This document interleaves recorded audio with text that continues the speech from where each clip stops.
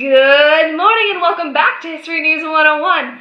I'm Lauren and these are my lovely partners, Ivy Green and Kayla Springer. Hello, all my lovely fans.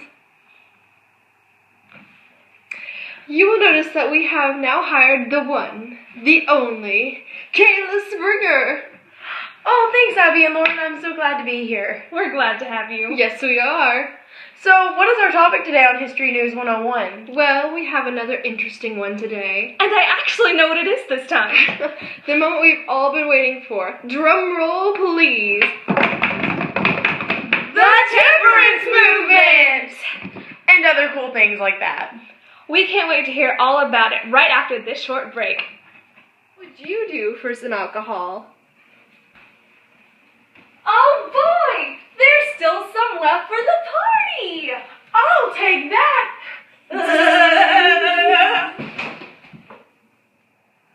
Well, that was interesting.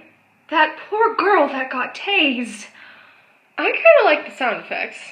Folks, please don't do that. Okay then. Well, let's get back to the temperance movement. Okay, women played a huge role in the temperance movement. They did? How so? Enlighten us. Oh, my dear Padawans, women were a majority of the temperate activists. They had three major arguments. The first major argument was that alcohol caused the destruction of families. There were short stories and books that were created that told the stories of family members being abused by the alcohol in one's family. In these books, the alcoholics were described as dangerous to their families and societies. The second major argument was that in order to be devoted to one's religion, they must be fully sober. This played hand in hand with the Second Great Awakening, which put an emphasis on an energetic mindset. In order to reach this mindset, one had to be aware of what was happening, and therefore to do this, they had to be not under the influence of alcohol. When someone would pledge to temperance, it was said that it would make them a better person and overall more connected with their religion. The third major argument was against incoming immigrants. Activists in the temperance movement blamed immigrants for urban crime, political corruption, and most importantly, an obscene fondness of alcohol. These activists assumed that immigrants' consumption of alcohol played directly into the amount of crime in the cities, so they thought by eradicating the substance in question, the crime and corruption would diminish greatly. Here are some example skits. Billy! Daddy's home! Hello, dear! Daddy! Daddy! What up, babe? Daddy! Billy, don't touch me! Don't touch me! Oh, it's okay! It's okay! It's okay, dear! What? You want me to hit you too? How dare you say that? We're leaving! Come on, You can't leave me! You can't leave me! Well, too bad! Babe! I love you! Come back! Praise Jesus! Rebuke the alcohol! I'm an American. Hello, I'm an immigrant from Germany. Hello, I'm an immigrant from Ireland. You nasty immigrants causing conflict and corruption in my city and my nation. Get out!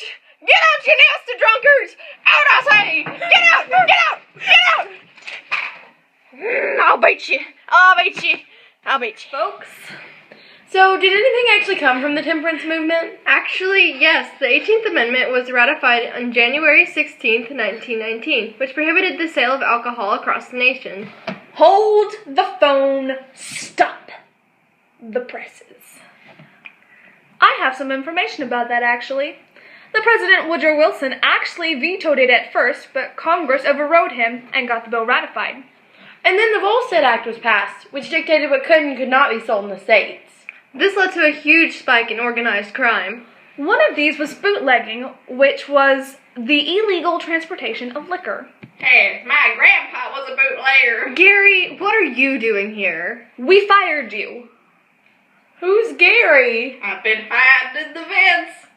Well, leave. Bye, Felicia. Well then. Okay, well next there were speakeasies that were illegal saloons and gambling spots where liquor was served. And last but not least, there were racketeering consisted of running illegal activities where alcohol could be served, such as during gambling or prostitution. I think that's all for today. Oh, one more thing. What's that, Lauren? Don't forget the 21st Amendment repealed the 18th Amendment, and it was the only amendment to this day that repealed a previous amendment. Oh yeah, that's right. So when was the 21st Amendment ratified? It was ratified on December 5th, 1933. Well, I think that sums it up for today's history lesson. Thanks for joining us today on History News 101. Please join us for our next installment, whenever that may be. Thanks for tuning in. Until next time, folks. Bye!